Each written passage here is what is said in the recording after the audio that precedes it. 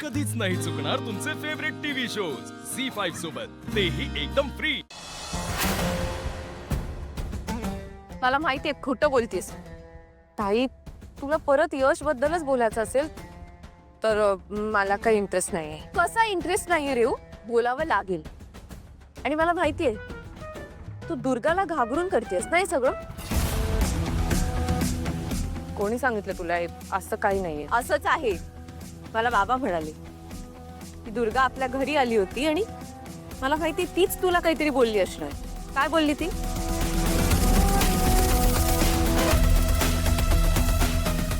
तिला तुझ्या आणि विक्रांत बद्दल कळलंय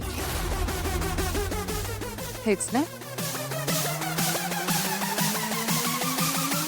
अगं रेऊ, बघ रडू नकोस। मला सांग, ह्या सगळ्या तुझी काही चूक आहे का? मुळात त्या विक्रांतने तुला फसवलं होतं, तू नाही। आणि एजेंना तर सगळं खरं माहितीये की बघ, मला तरी वाटतंय ते तू न घाबरता सगळ्यांना सगळं खरं सांग। तुझं यशवर प्रेम आहे हे सांग सगळ्यांना। आई सांगू शकत नाही, कारण तसं केलं तर तुझ्या दुर्गा मॅडम माझे आणि विक्रांतचे फोटो पेपरमध्ये छापून आणणार आहेत।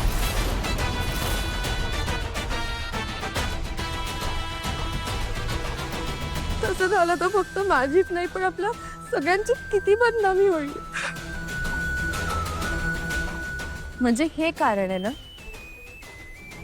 म्हणून तू तुझं यशवर प्रेम आहे या गोष्टीला नकार देत होतीस।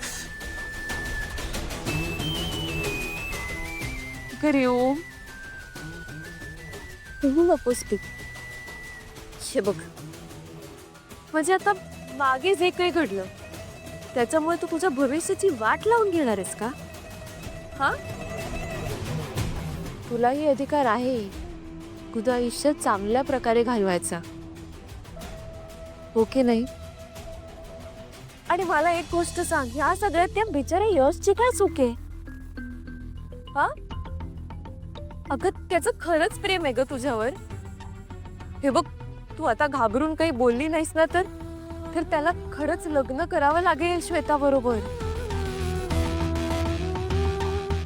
हे बघ, ऐक माझं, ऐक रे, ऐक। एकदा प्रेम फसलं म्हणून परत प्रेम करायचंच नाही असं नसतं। पण ताई अगं, आता कुठल्या तोंडाने जाऊ मी सगळ्यांसमोर? अगं रेव, तुला कळत नाही का तू काही पाप केलेलं नाहीयेस? अगं रेव, हे बघ, बरं तुला भीती वाटत असेल ना तर मी येते ना तुझ्या बरोबर। हा, आपण दोघी जाऊया एजंटकडे आणि मग तू त्यांना सगळं खरं काय ते सांग। हे बघ रेव, मला तर वाटतंय ती दुर्गा तुला ब्लॅकमेल करते ना हे सुद्धा तू सांगून टाकायला हवंस। काही काय नको। ती दुर्गा मॅडम कायमच्या चिडून बसल्या तर, आणि मग त्या एजंटनी जर दुर्गा मॅडमने अशी एकदम काहीतरी सिरियस शिक्षा दिली तर किती अवघड होईल आपल्या सासरी आपल्याला संसार करायला। नाही देऊ, काय म्हणालीस तू? आपलं सासर?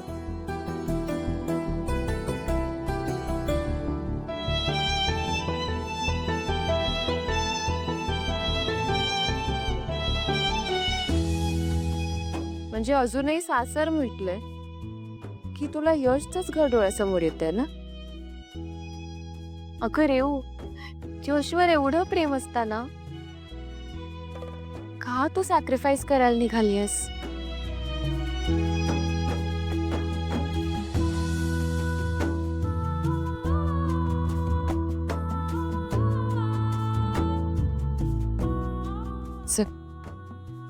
आपण आता लगेच एजंटकडे जाऊया आणि त्यांना सगळं खरं समजूया।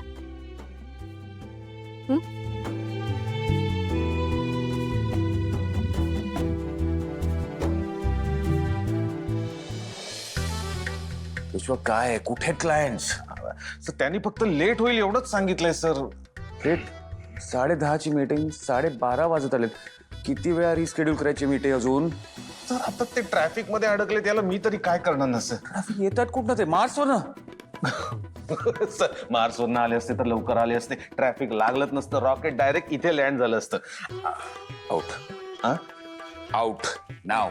आणि क्लायंट आल्याशिवाय तू इथे यायचं नाहीस। आउट।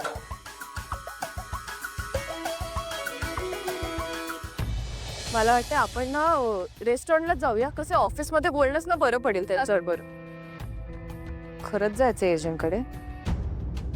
बरं जाऊ दे. एक काम करूया. काही नको यशचं होऊन जाऊ दे लग्न. ते तशी तू तुझ्या घरी जा, मी माझ्या घरी जात. Sorry sir. काय करतेस रे तू हे? बरं जाऊ दे, आधी एजंटला कॉल करून सांगते.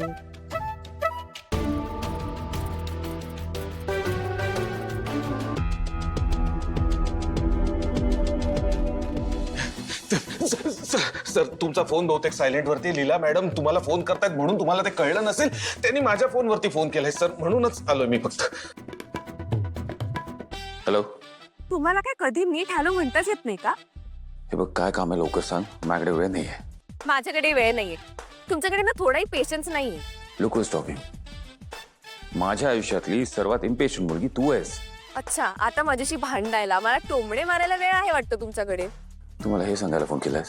अजिबात नाही. मी कधी फालतू बडबड करतच नाही. मला फक्त एवढं सांगायचं होतं की मी आणि रेवती येतोय तुमच्या ऑफिसमध्ये, येतोय तुमच्याशी बोलायला. प्लीज तुम्ही कुठेही आता जाऊ नका. तिथेच थांबा आणि तुमचे मीटिंग अपॉइंटमेंट जे काय असेल ना सगळं कॅन्सल करा. आम्ही येतोय. ही मुलगी मला इम्पेशंट माणूस म्हणतेय. कोणाला तरी ते बोलावं लागेल ना सर. लीला वहिनी धाडसी आहेत म्हणून त्या खरं बोलू शकले. आउट. हा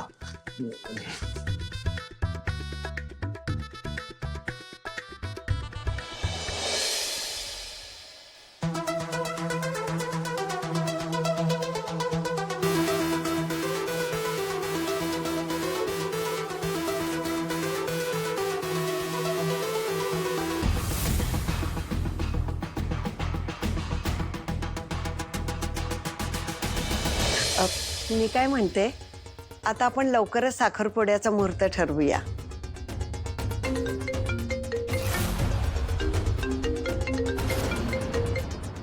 हॅलो, हो बोलतोय. काय?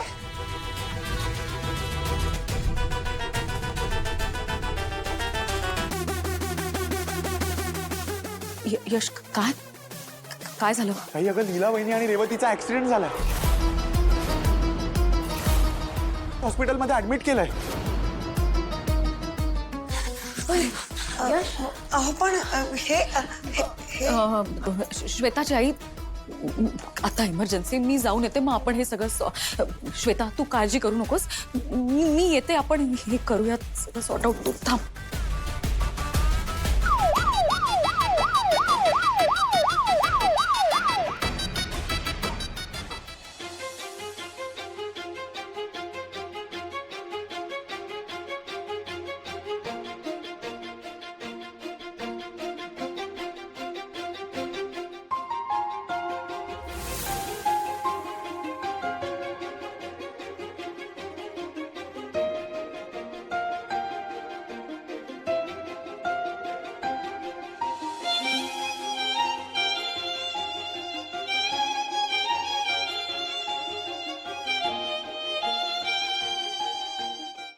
झी5 ॲप डाउनलोड करा आणि पहा सर्व एपिसोड्स एकदम फ्री.